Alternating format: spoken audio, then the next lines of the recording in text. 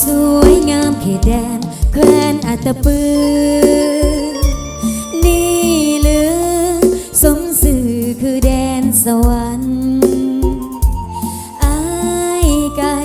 แต่ใจยังคู่เคียงกันหวังอีกบ่นานอ้ายคงได้กลับคืนมาที่ฝั่งยังมีน้องนี่ผู้เดียว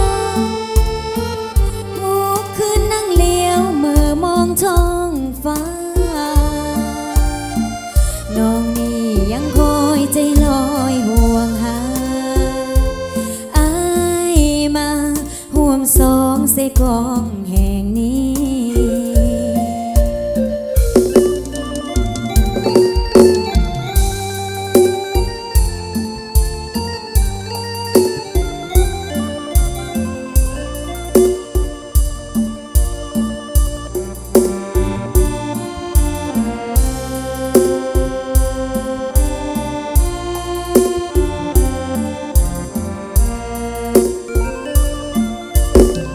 สวยงามเขตแดนแคว้นอัตตปือ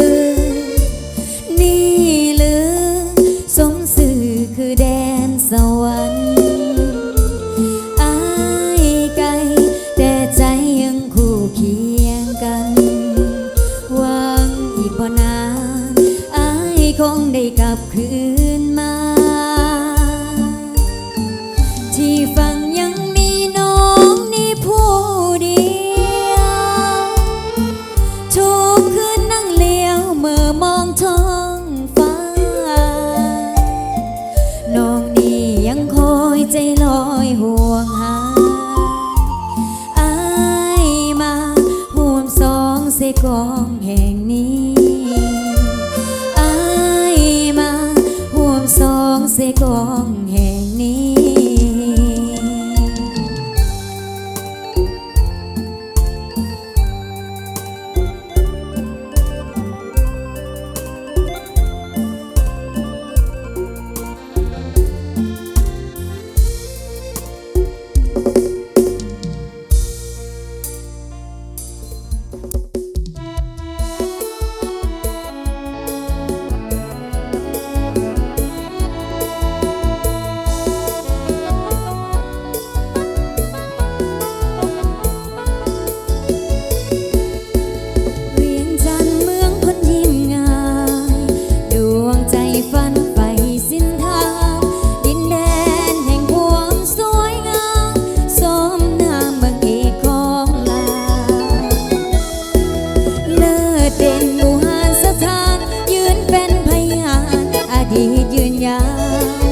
วันบุญเสาเวียงเบาสาวฟ้อนลำวงลาวมวนซื่นเกี่ยวกันฟ้อนลำวงลาวมวนซื่นเกี่ยวกันเกี่ยวกันประสานสายใจสาวยิ้มส่งไปบ่าวยิ้มส่งมาเกี่ยวกันประสานสายตาสาวยิ้มส่งมาบ่าวยิ้มส่งให้ยิ้มส่งสัญญาณความหมายยิ้มเปิดประตูหัวใจให้เห็นน้ำใจไม่ตีสาวเวียงให้เห็นน้ำใจไม่ตีสาวเวียงก็เสริมประทานเกี่ยวกันเดินเกี่ยว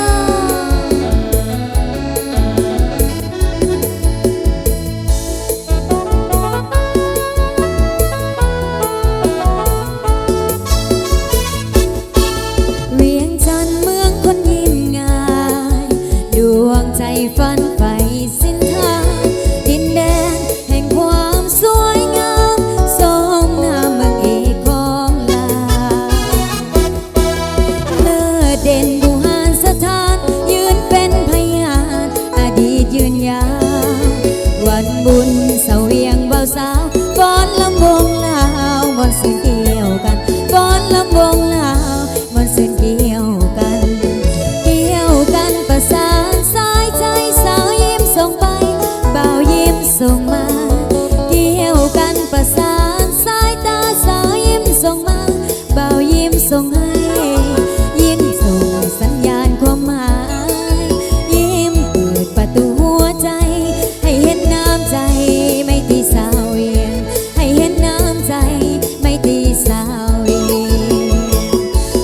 กี่ยวสายกันเด้อเกี่ยว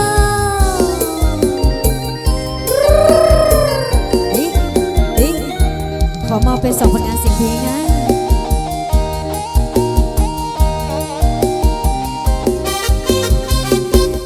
อยู่บ้านเฮามวนแท้ละนะทั้งแม่นเฮ็ดนากินปลากินป่น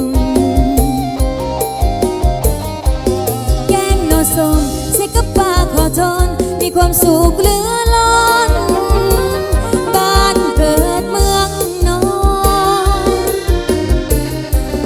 บ้านของเฮาเข้าวหอมปลาไหมปลาตอนปลาใสสัตว์อยู่ในดงป่าผักเต็มดอกธรรมศาสตร์สร้างมามีผักหวานนอขาทั้งนอจ้านอลันบ้านของเฮาพาสุขใจหลายยามเขาไม่กินอายหอมหวนมือปีไม่ไปหาลิ้นเฮาสองเดือน11น้ำล้นไหลเหือไฟมวนซื่อสวงเหือยาวเสียงกองตุ่มปังตุ่มปัดปังตุ่มปัดตุ่มปังเสียงลำซึ่งสิงสาบแผ่นยาวมวนหลายบ้านเฮามวนแท้มวนวาวอยู่ทั้งสั่งแค่เป็นแพ้ฟ้อนไปบ่ว่าน้อยว่าใหญ่สายนมสุขสาวผู้เพิ่นอายุยาวกะแห้งปอนแห้งมวนแท้เด้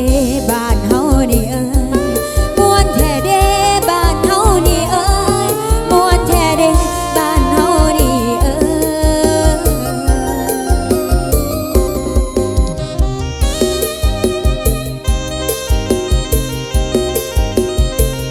เกี่ยวกันเด้อเกี่ยวกันแน่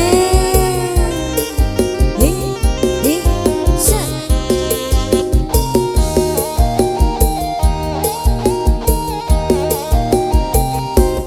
บ้านของเฮาพาสุขใจหลาย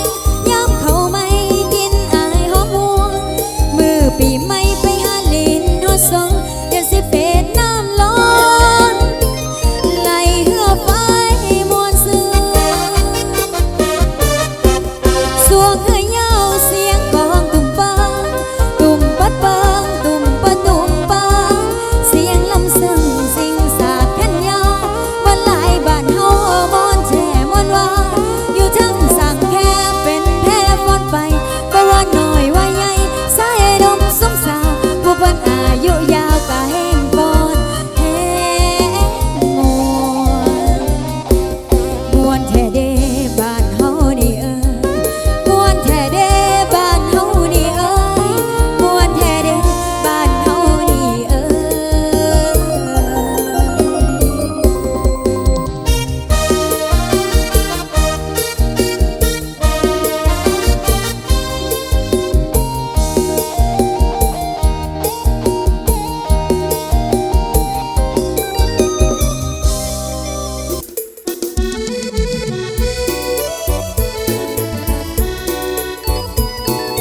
ต่อเด้อ ยุ เอา ก อีก ยุก เพลงหนึงเนาะ ยุก ต่อ ยุกอายุกยุกยุกยุก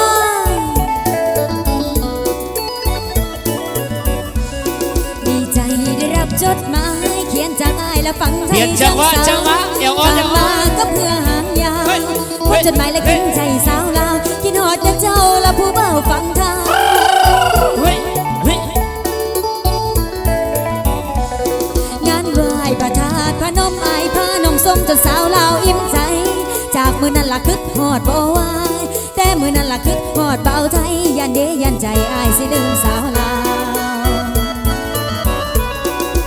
ลมบ่อยโวยยืนใจลอยคิดหอดผู้บ่าวเบิ่งลำของคดคงไหลลงยาวๆยานคือหัวใจผู้บ่าวยานคือหัวใจผู้บ่าวบอกหักสาวลาวแล้วไปแย่งสาวไทย หากอายบ่มีใจสองบ่มีเงินดองของสาวลาวเบาไทยลำคงหรือสิมาเห็นใจ กันเสียเดือนละเพียงลาวกับไทยบ่มีความหมายสิกันใจสองเฮาบ่มีความหมายสิกันใจสองเฮาเอาเกี่ยวสายพี่น้องเกี่ยว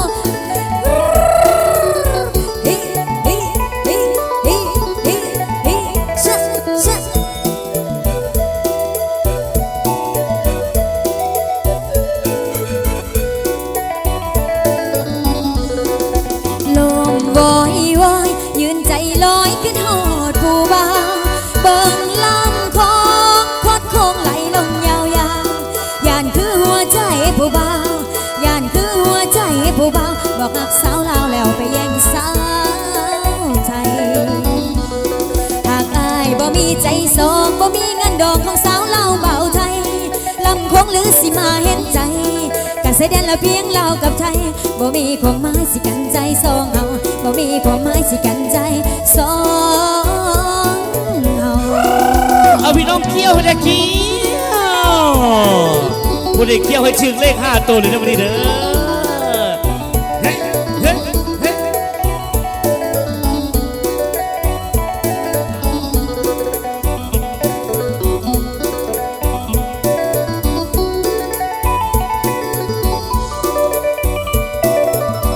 ฮิฮิฮิฮิเซะเซะเอาสลีฟอนแบบงามๆแอวอ่อนกันนะเอาเกี่ยวกันแน่เกี่ยวกันแน่โยกโยกโยกโยกอะโยกโยกโยกโยก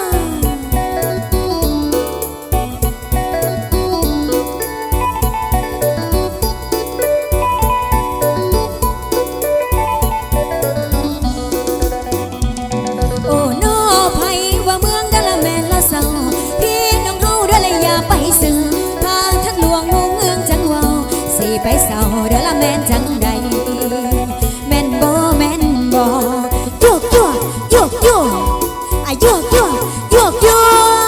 ก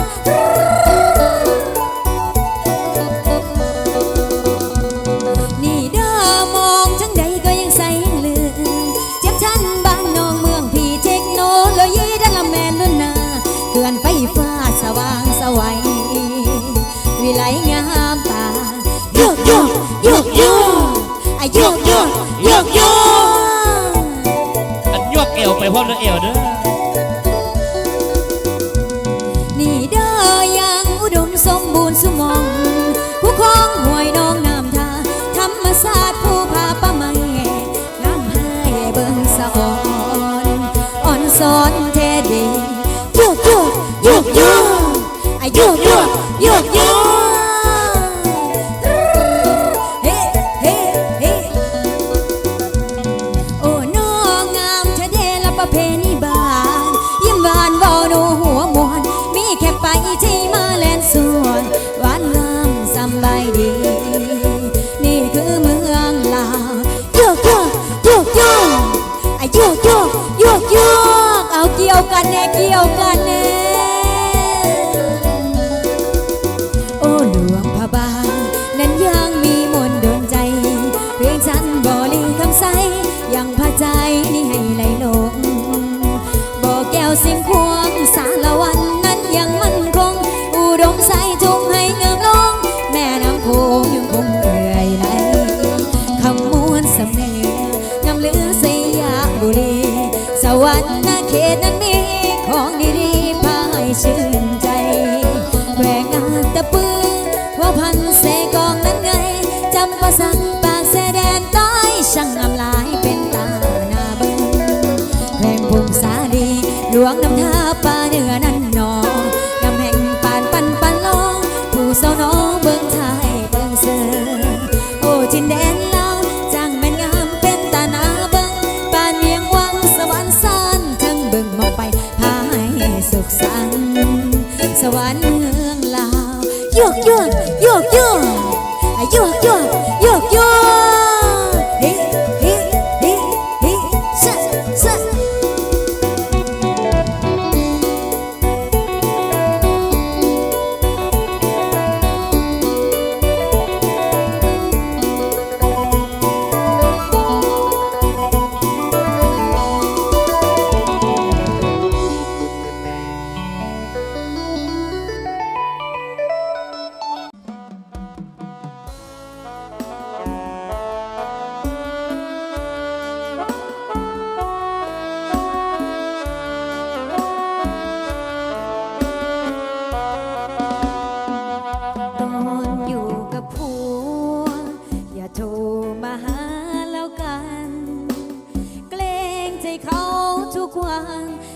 ใจฉัน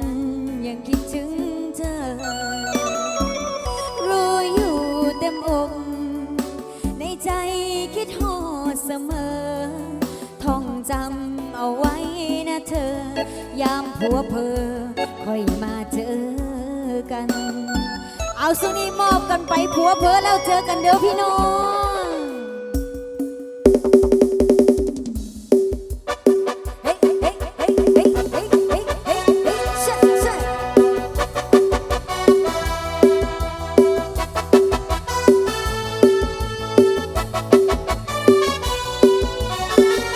สวรรค์บัญชา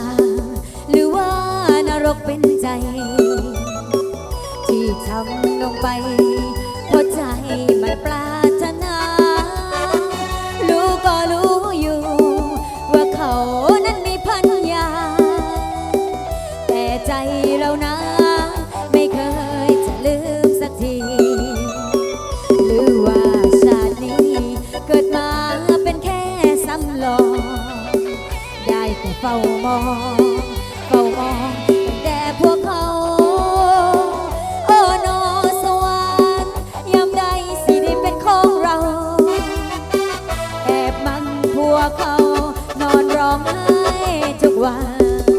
เอาโซนี่เอลกันแน่เฮ้เฮ้เฮ้เฮ้เฮ้เฮ้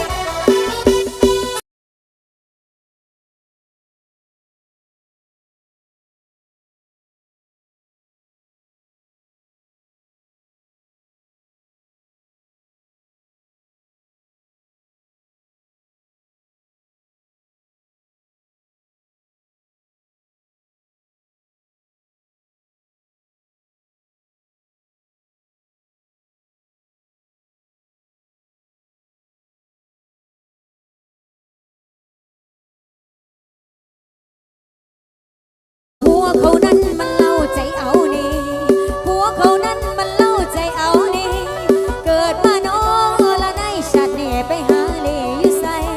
อายจึงได้ละมาพบมาเจอย่ำพวกเพอละค่อยเจอกับน้องมันผิดมองละผิดคิ้วตามสร้างมาหวังได้อายละก็ได้แค่มองเกิดมาชาตินี้รู้ดีว่าเป็นเวรเป็นกรรมผิดศีลธรรมแต่จะทำไงได้ก็รักไปแล้วแม้ว่าอายเป็นผัวใครอยากบอกในใจว่าน้องหักอายอีหลีเฮ้เฮ้เฮ้เอาเกี่ยวกันแน่เกี่ยวกันแน่สองเฮานี่ก็ฮู้กันโนพี่สองเฮานี่ก็ฮู้กันโนพี่ไอ้ก็มีเมียเจ้าสอนบอนน้องก็มีผัวนอนอยู่สอนแต่เฮานั้นฮักกันโอ้แค่น้องละเฮาคู่กันเด้อโอ้แค่น้องละเฮาคู่กันเด้อบัดยามผัวเผลอค่อยมาเว้าบัดยามผัวเผลอค่อยมาเว้าขอขอบใจเจ้าน้ำใจจากเลยคำใหญ่แล้วนะเฮ้เฮ้เฮ้เฮ้เฮ้เฮ้เซ่เซ่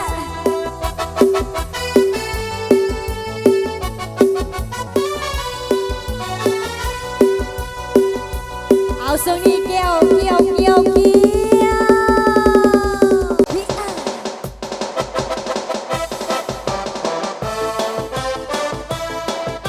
เอาโซนี่เอาใจนางฟ้านะหน้าเวทีนะเฮ้เฮ้เฮ้เฮ้เฮ้เฮ้เฮ้เฮ้เซ่เซ่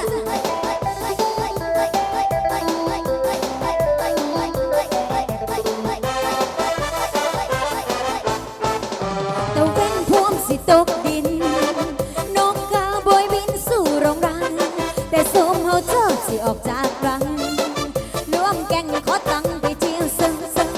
ไทยบ้านเอิญว่าแก่งนางฟ้าปะแป้งแต่งหน้าพ่อกระเทิงไล่สดเช็คอินแล้วออกเซอร์กับข้อเหล่าเนอเพิ่นให้โซคังแก่งนางฟ้าใช่ยาผู้เบาเอิญแคปชั่นของเพิ่นให้เอิญว่านางฟ้า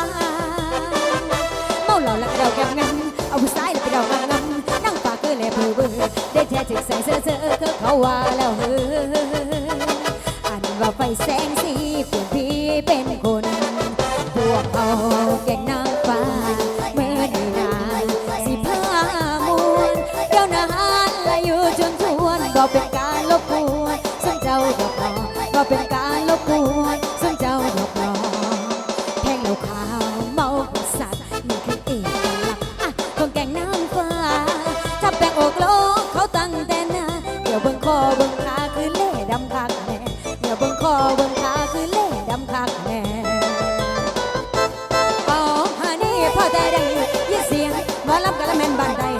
เหนียวหูพึ่งแพรเวมาแม่สูร่วมแกงนั่งฟ้าสีแปงโสมเดือดเดืองดงกระดิ่งดาวใสผู้เบาใจบ้านให้เพิ่นแนมแนมมาแล้วก็แลกเป็นแหลกลายผู้เลยสุดสะแม่นานเลยผู้พวกมามวนน้ำกันเด้อนอพี่น้องเอ้ยเด้อไอเด้อเด้อน้องเด้อเด้อไอเด้อละเด้อไอเด้อ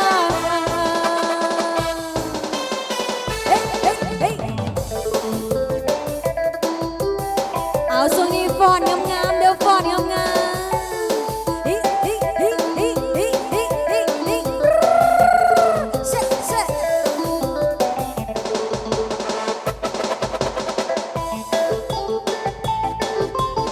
เอาเกี่ยวกันแน่เกี่ยวกันแน่เกี่ยวเฮ้เฮ้เฮ้เฮ้เฮ้เฮ้เฮ้เฮ้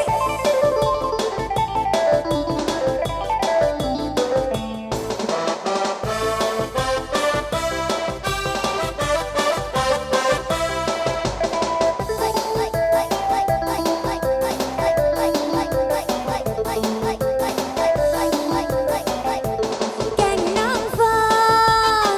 ใช่ยาผู้เบาแคปชั่นของเพิ่นให้เอิ้นว่านางฟ้าเมาเหล้าแล้วก็เดาแกบกันเอาผู้ชายแล้วก็เดากับนั้นนางฟ้าคือแลเบอร์ได้แท้เจ็ดสังเสือคือเขาว่าแล้วอันก็ไปแสงสีเป็นพี่เป็นคนพวกเขาแก่งนางฟ้าเมื่อดีนาสิพามวนเจ้านานละอยู่จนชวนบ่เป็นการลบกวนส่วนเจ้าดอกน้องบ่เป็นการลบกวนส่วนเจ้าดอกน้องแทงเหล้าขาวเมาหัวสักนี่คือเอกลักษณ์ของแก่งนางฟ้าถ้าเป่งออกโลกเขาตั้งแต่หน้าเดี๋ยวเบิ่งคอเบิ่งขาคือเล่ดำคักแน่เดี๋ยวเบิ่งคอเบิ่งขาคือเล่ดำคักแน่เอาหานี่ได้ยินเสียงหมอลำกะละแม่นบาดแด